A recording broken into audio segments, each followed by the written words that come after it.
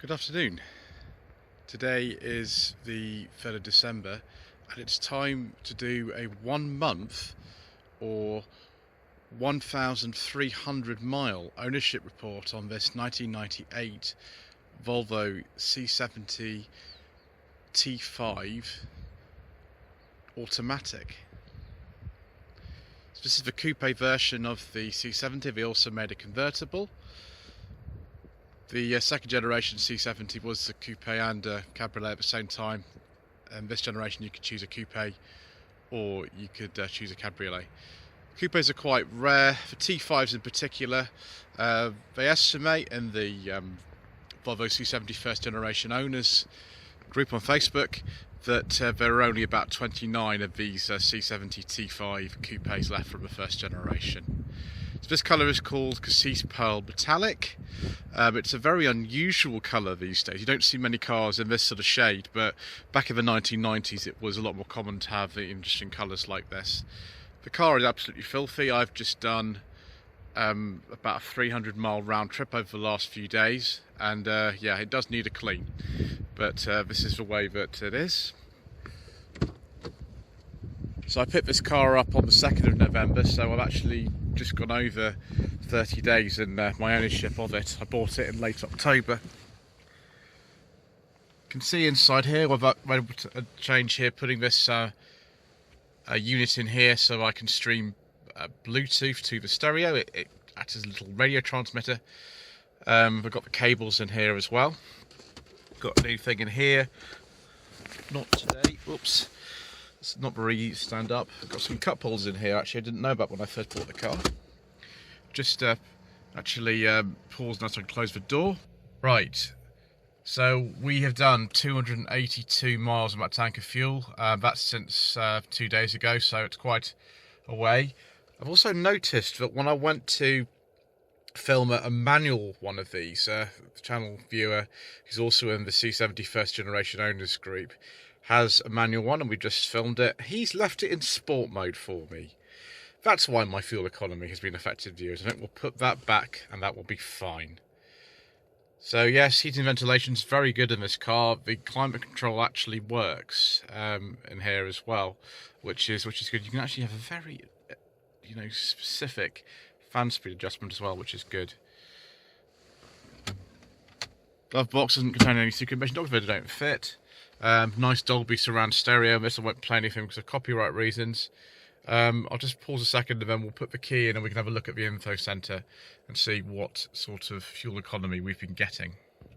So there we go, 29.8 miles per gallon overall. That is over a distance of 1389.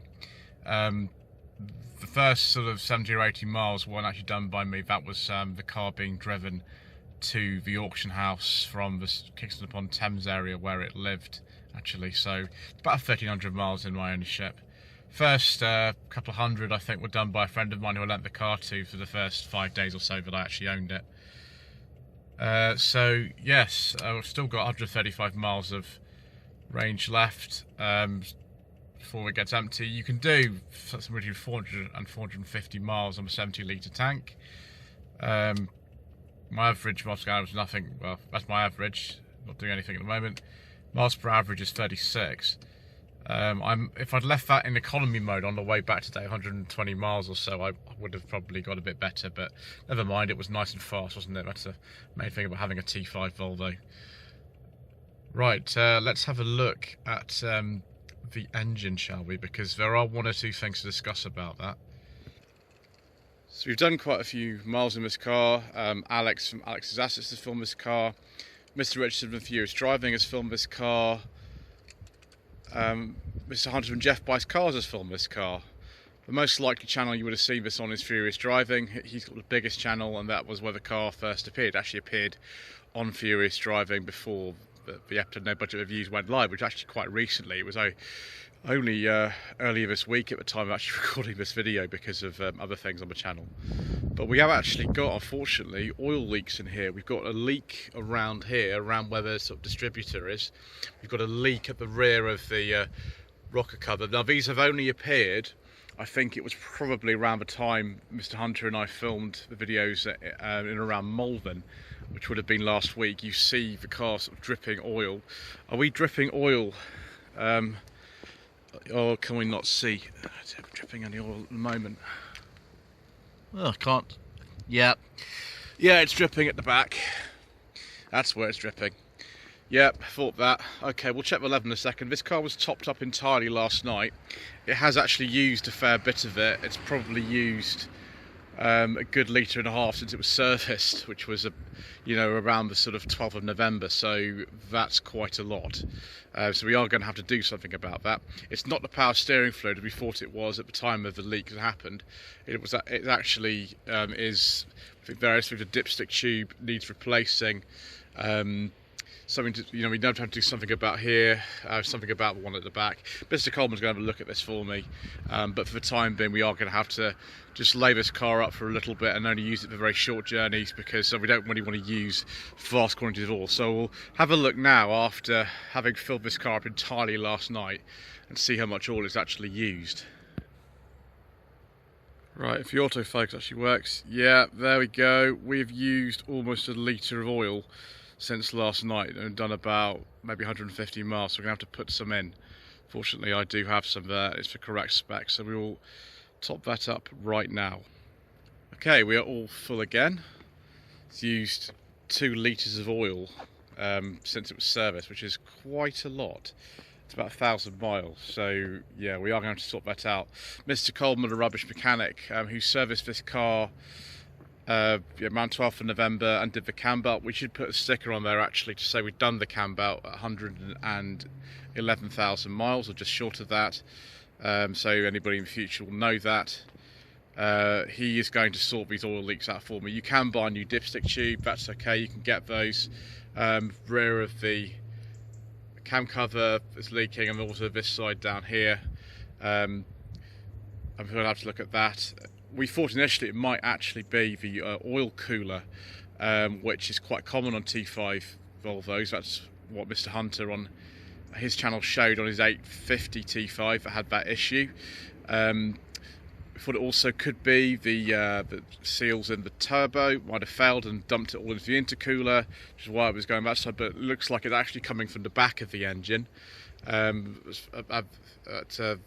This side, so it's probably down there, because if you undertrays it's kind of going down there, so that's what we'll do. It's a bit of a shame, I was hoping to use this car more, but because I've only got a 3,000 per annum mileage limit on this car at the moment, and I've done 1,300 miles or something in it so far, which is in just over a month, I think it's okay to sort of lay this up, and then once it's been fixed, hopefully later this month we'll take it up there so Mr. Coleman can fix it. It's okay for me to drive up there because I've driven a similar distance today, and I've got another bottle of this oil, so we'll be all right. It's actually the same oil my Rover takes, funnily enough, so he'll sort that out for me, and then we'll be okay for a little bit longer.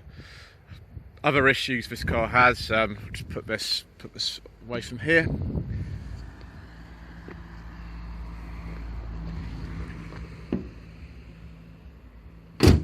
The bonnet has got quite bad sort of lacquer peel on it. It has got gravel rash too, but the lacquer peel, we think, is for someone's kind of stored something on the top, because the lacquer peel's also on here in a garage. We have got little bits of rust sort of here and here, and that's actually quite common. These strips come off and they start rubbing against there, which is what causes it. The bumper is quite badly cracked. It is cracked, you can see all the way along here. Someone has backed into something at some point, which is not ideal, but the car only cost £1,400. We're not really that bothered about it. I mean, having had the cam belt done in a full service, I don't really want to start spending loads more money on it when actually it, apart from this oil leak, seems to be running okay. Just put those down for a second. One thing I don't like about this car is the rear visibility. It's absolutely shocking. It means that, I've almost hit things. I almost hit a post in this earlier on today. And also, the turning circle's terrible. It's absolutely rubbish. Normal 850s and V70s and S70s don't have this problem, but for some reason these do. And I'm not very fond of having to sort of make multiple turns in these because they have such a poor turning circle. So That's really it. Although the interior is very, very comfortable. It's very comfortable. It's a very comfortable place to spend a long time. You know, beige leather and alcantara interior with wood, and electric heated memory seats. And we've got this info center and all these sort of buttons here. Fog lights are really weird. Like, one fog light goes like this, and then one is like that. I don't understand that. It's very strange. But there we are, viewers. That is a 1 month ownership report on this 1998 Volvo C70. I suppose don't forget to subscribe to the channel, like to leave a comment below to see what happens. We've got lots more P80 platform Volvo content coming, because I've just filmed videos on 2 other cars on this same platform today. So I hope you enjoy them, because that's what's coming.